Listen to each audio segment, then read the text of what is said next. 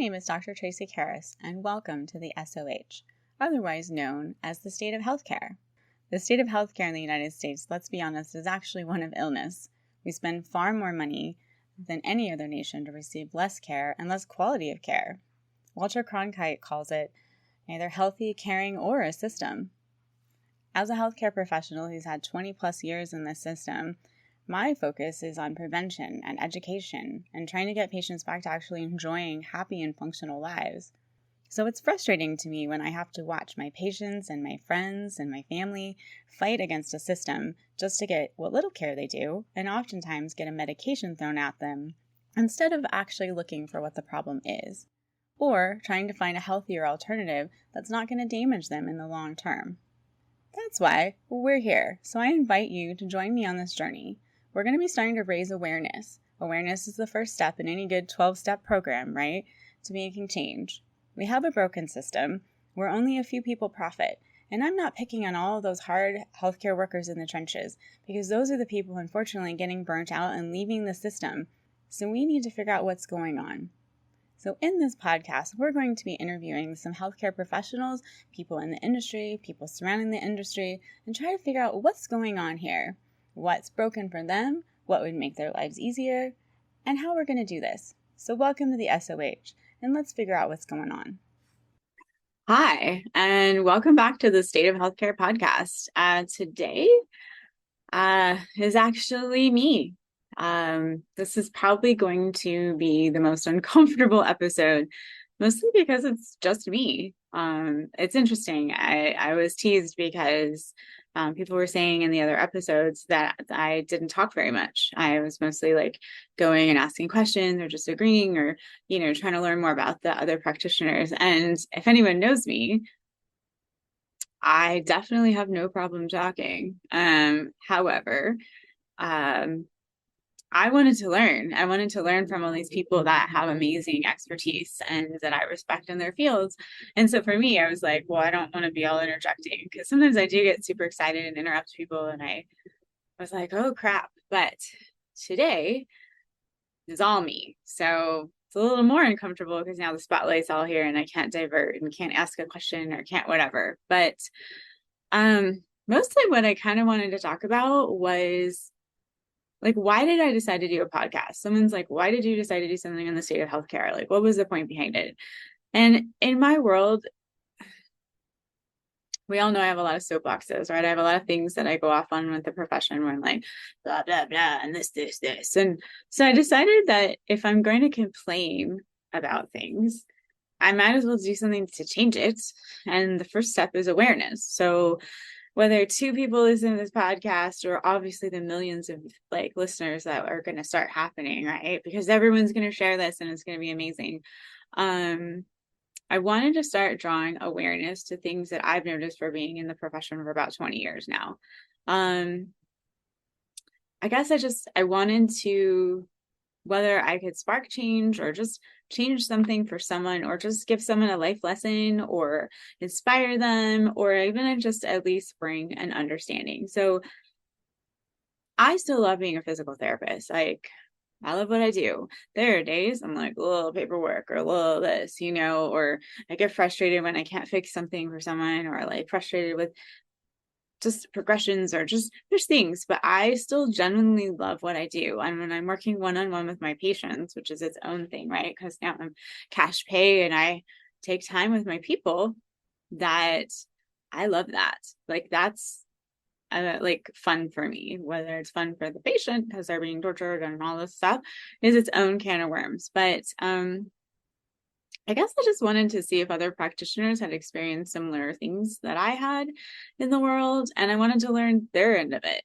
But mostly what I wanted to also do is educate the patients, like what's going on out there. I think I've probably babbled this story before, but when I was interviewing to get into physical therapy school, there was a PT, and it's kind of interesting because he's been kind of a random influence in my life. He reappears in my world. Unfortunately, he has passed away at this point, but I remember I walked in and he throws my folder to the side and he's like, you tell me about Tracy. And And, I'm doing this interview and we were having a really good conversation. And he just basically said, I want to apologize to you. He said, we have screwed you over. He's like, practitioners have screwed the system. We have taken advantage of what insurance companies will pay. And he said, and you will pay for this the rest of your life. He's like, you will spend the rest of your career justifying everything you do because the insurance companies are tired of this, which understandable, right? So you've got the practitioners who unfortunately took advantage. So now the system's here. So the insurance is like, whoa. So now I feel like we've got a system that's here, right? And I didn't understand what he meant at the time. I was like, okay, I'm just trying to get into school, sir, and it was a whole thing. And then as I started practicing my first jobs and all this stuff and started learning about what actually goes on in billing and this and that, those words haunted me. And I feel like for people when they're like, but I have insurance, but I have this, and you expect this quality care, right? Because you pay monthly for your insurance, whether your company covers most of it or you put in a percentage, or say you're privately paying for your insurance, which is another soapbox that I may get into, but we'll see. You pay for this and you think, I put into this, so I should get these benefits.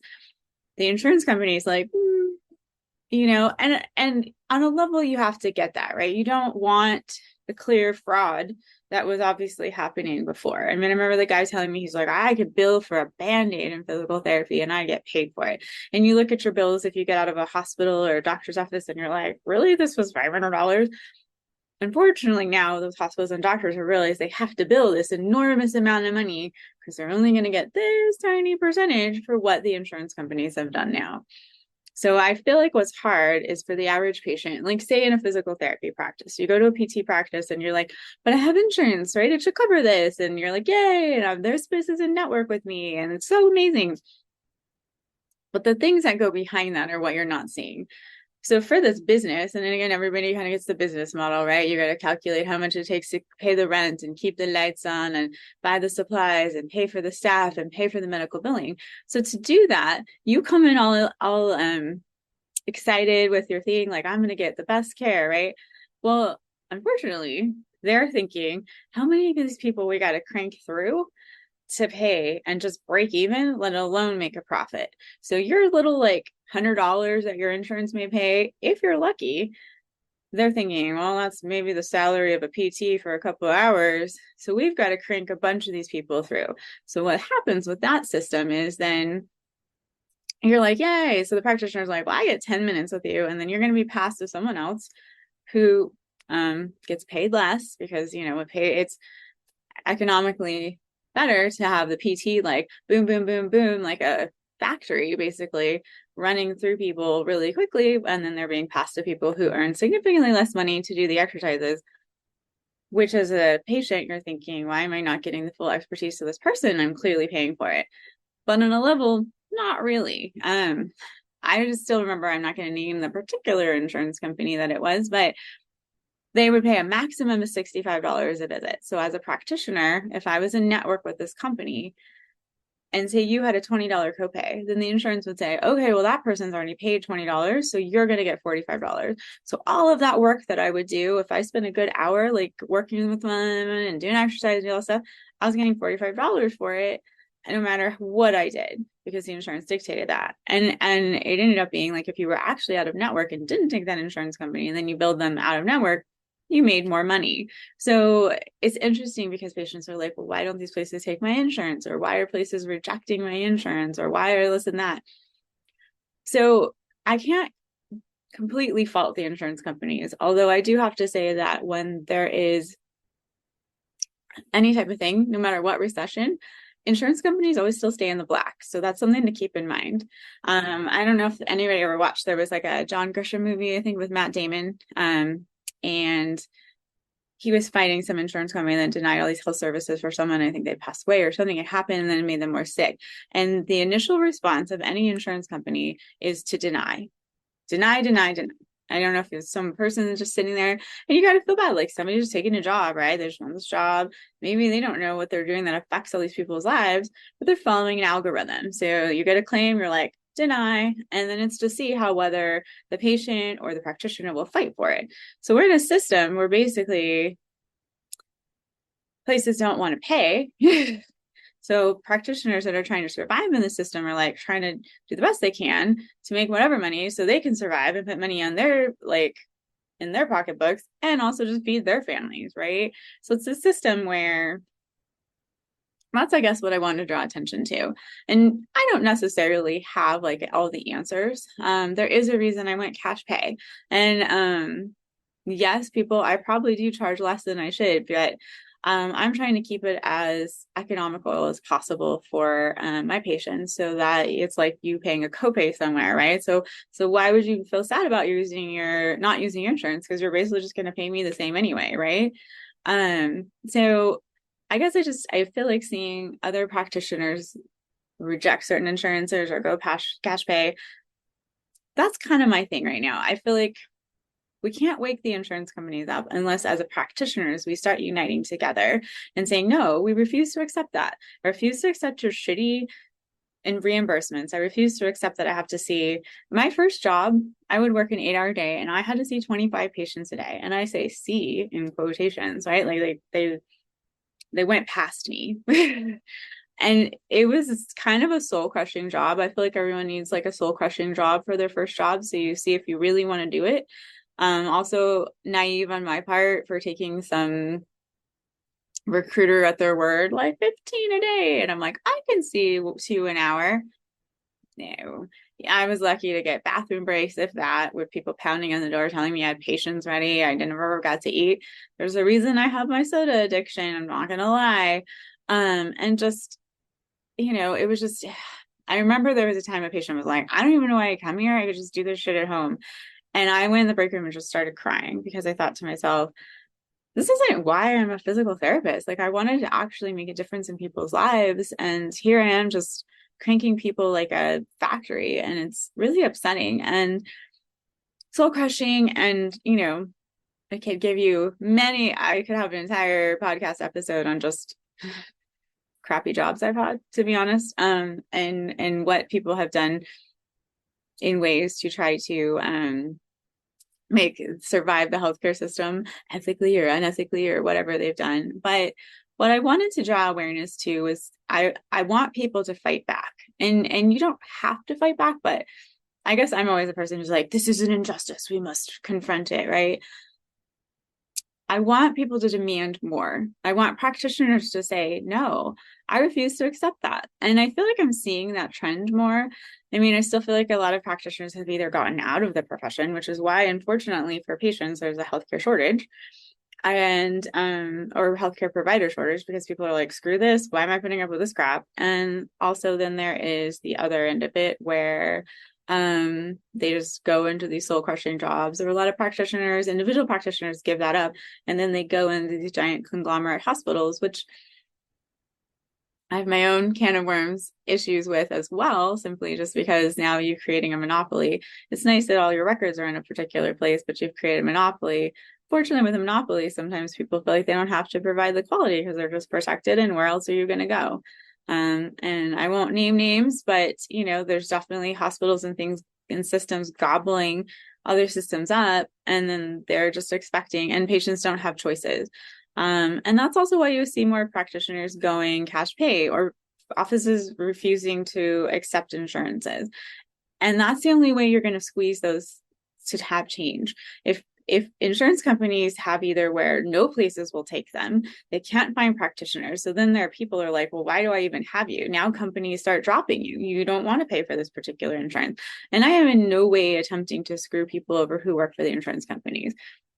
Yes, so the average person working for an insurance company is just doing their thing. There are some soulless people in there, and I have some issues, and we've probably had conversations, and there's been some PTs I've definitely argued with while I'm doing this, and I'm like, I know you're just trying to pay your bills, but how do you sleep at night when you're like giving these stupid things for a patient, like just give them 3 to 4 visits for that particular diagnosis and send them on their way, because everybody obviously fits into a particular box, and that's how they respond, because everybody with low back pain just needs 4 visits plus a home exercise program, right? And then they're perfect because everyone's going to do their exercises all the time and be amazing. But I'm just wanting to incite people to realize that I don't know if COVID taught anybody anything, and with this, I mean, sure, there's lots of lessons with COVID, but whatever your thoughts on the thing, I feel like people should have realized that the healthcare system is clearly flawed, and we don't always know what we're doing, right? And I feel like there's always been this thing of like, but I go to my doctor and my doctor tells me to do this and I trust my doctor. And you do want to have good doctors that you trust, and you do want to find those ones. And like clearly me, obviously, who makes no mistakes and is all the things, but you know, always trust your physical therapist. But I want people to realize they have to take an active part in their healthcare. If you take a passive role in your own health, you will be the person who just gets shoved to the side, that doesn't get anything taken care of. And you will end up having so many more problems. And I hate saying you have to fight for it, but right now you have to fight for it, or it won't happen. And whether that means sending me a message like, Tracy, you didn't send me my homework, where's my stuff, or reviewing your thing. I would much rather have my patients be communicative with me and send me things and send, like, tell me this or that. And you know what? Call me out and be like, hey, I didn't get the stuff you sent, or the video didn't work, or whatever. But you need to fight for it. And it's kind of one of those lessons. My father ended up having a brain bleed in 2021. And you know, then my poor mom had to come in. And I think this was a terrible lesson for her. I had to teach her how to fight for everything. And also, I want to call out the practitioners, to be honest. Like, I work really hard, or I try to anyway, and I fight for my patients. And I will try to get you the stuff. I will try to follow up. I'll try to remember. I'll try to review things. And I get burnout, man. Like, there is a reason I'm on my own and doing my thing and trying to do the stuff in the world, because the corporate system abused, and like I felt like I threw my heart and soul into stuff, and just, you know, I was like, why am I doing this for someone else's dreams when they don't appreciate it? So here I am throwing myself into it for my own dreams. But to be honest, I get burnout, and I understand your worlds, and that's a little bit why I've been trying to interview people to see what's going on in their world. But also, I have to say, like, coming back to this, I get COVID wore people out. I get so many things, but I'm tired of the bullshit that I see out there. Like, especially, again, also, it's my dad, so I'll fight for all the things. But some of the shit I watched with his system, I was so disappointed, even in physical therapists. And again, I'm not going to call out that particular hospital system that is a giant conglomerate that decided that they are all the things. But, you know, I'd leave messages or emails and they wouldn't respond. And it wasn't literally until I like threatened them. I basically had to say, if you don't return my call, I'll send my father the tornado in and he'll take care of it. And obviously the fear of my dad was far more than whatever, but I do this every day and I work really hard and I get burnout. But patience, fight for your stuff, right? If it's important, fight for it. And maybe it's the hardest part is finding an advocate for your corner and asking questions. But I try really hard to keep up on all my patients' things and try to help them fight for the stuff they need. So sometimes it's kind of hard, like, can you find a person that could help you with that? Unfortunately, the days of the good general practitioner or primary care doctor who's the gatekeeper, that was the kind of coordinator of everything that sent you all the places, that's kind of fading out, and you don't see that a lot, and it's hard. My dad actually does have one that's really good, and I'm very proud of him, but he's getting close to retirement, and I feel like whatever's evolved in the system hasn't had that. So patience, you need to fight for your stuff. And don't just passively accept it. Don't take just the medication they give you because of that. We are in a system, and again, you can tell me I'm a conspiracist, because of course my world is like, just run around and work out all the time, right? Because I have trouble sitting still, and even just sitting still to do this, in my head, I'm like, I could be moving all over the place. But I feel like we're in a system where it makes more money to give people drugs, right? It makes more money to keep people on terrible diets and taking medications, because that gives people money in the pharmaceutical companies. And whether or not that then, like, if you keep people unhealthy and you keep them not living as long because they've got these terrible diseases, and then it puts money in the pocketbooks of all these CEOs, then clearly that's where the system is. So you go to these doctors, and it's not the doctor's fault necessarily. They're just trying to survive in the system. They have to go through a checklist of things where it's like, did this person see this? have this, then you need to try to give them this medication. And they have to go through that checklist or they're not going to get paid and they're not going to be able to support their family. So, but you as a patient have the right to question that. You don't have to just accept it. Now, again, the only time you have to just accept it is when I tell you what to do. But practitioners, fight back and be better, to be honest. What is this mediocre care, this crap where you don't return messages, you don't respond to patients, but also patients, as much as you're fighting back, be kind. Fight back, be stern, but don't be an asshole. Sometimes you don't know all of the things that a practitioner is going through. If you haven't watched the episodes of this podcast prior to this babbling one that I'm creating, I encourage you to go back and listen to the stuff that each of these practitioners is going through or has gone through. From the physical therapy side of it, right? There's two amazing physical therapists that I interviewed, and they're like, I'm just trying to survive and do my documentation, because otherwise, if I spend all the time with you and I'm one-on-one, which is the best part of the job usually, right? They have 3 to 4 hours of paperwork every night. Like, that sucks. Like, you want to have a life too, right? And instead you're like, well, I gotta do all this because I couldn't do it while I'm there, and I'm juggling that, and I have to look at what units I can bill for which particular insurance company and what will be reimbursed here, and you have to learn all of that stuff that's going through your mind while you're also trying to analyze what happened with that patient and what's going on. So patients, you need to be active. You need to do the shit you've been assigned. You need to question things that you don't think about. You can get second opinions. Be kind to your practitioners, but also hold them accountable. And if you don't like what you're getting, you go somewhere else. And also hold your insurance company accountable. If they're not giving you the shit you want, you fight back, or you're like, no, you know what? This is bullshit. And you keep fighting and you keep fighting, because you can't make change unless you start throwing the rock in and creating the ripples. And if there's enough of that happening, maybe we go to a better system. There's been we've tried, definitely. It hasn't always quite worked out, but I don't want this to be a downer episode, because people are like, why did you even invest in this? Not only is it great education for me, I feel like every time I talk to an amazing practitioner, I get someone else's opinion, I feel like I learn something, right? I'm definitely learning great tips. If nothing else, just get up and move throughout the day, right? I definitely learned that doing a brief stint at American Express while I was trying to save money for PT school. And just sitting all day like that was terrible for me. So what is it? Sitting is the new smoking. So get up and move. You don't have to make immediate, all the changes, but this is my message to you. Fight back. Demand what you need. Don't be an asshole. But I think we need to expect better. We need to be better, and we need to expect better. And to be honest, that's a little bit why I decided to do this. I want to start raising awareness. And so I know you're like, ooh, she's so angry today. I'm not angry. I'm charged, because if I was angry and I was just, I would have gotten out of being a PT. I guess I could go into my full dessert tasting all the time, right? All the fun stuff. But I still love what I do. I love working with patients. I love helping people get their lives back. And I believe that there can be hope in things. I've seen stuff out there. I've seen a lot of terrible, but I feel like we start making the ripples, and that's, let's change the world, right? In my naive view of things, but let's change the world. And so as a patient, and as a practitioner, let's be better. Let's be better. Let's do better. And, let's take accountability for ourselves.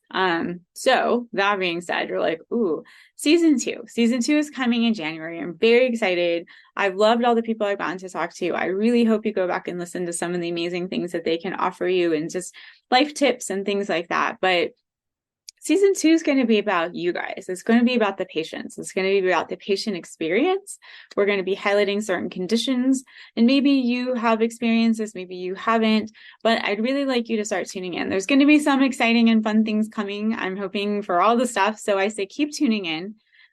Hopefully you aren't like, oh, so angry. If you want more soapbox and amazing stories, always schedule an appointment with me, because you'll have to listen to that while you're exercising. So why not? But so again, fight for your care, be better, hold people accountable, but be nice while you do it, because healthcare practitioners are fighting a lot of things, and we're trying. We're not perfect, but we're trying. So thank you for being here for season one. And my little dream of starting this podcast, yay! So, and I will see you in January for 2024 season two. Thank you again for tuning in to the SOH, or State of Healthcare. This is Tracy Karras from Better Fit Therapy, asking you to tune in each week as a new podcaster. If you can like, subscribe, share with your friends, find us on social media, but also feel free to comment. Let us know some areas you'd like to explore. What are some concerns you have with healthcare? Let us find some areas that would help relate to you, what's going on with everybody else, and help me raise some awareness so that we can work on some change. Thank you again, and have a good night.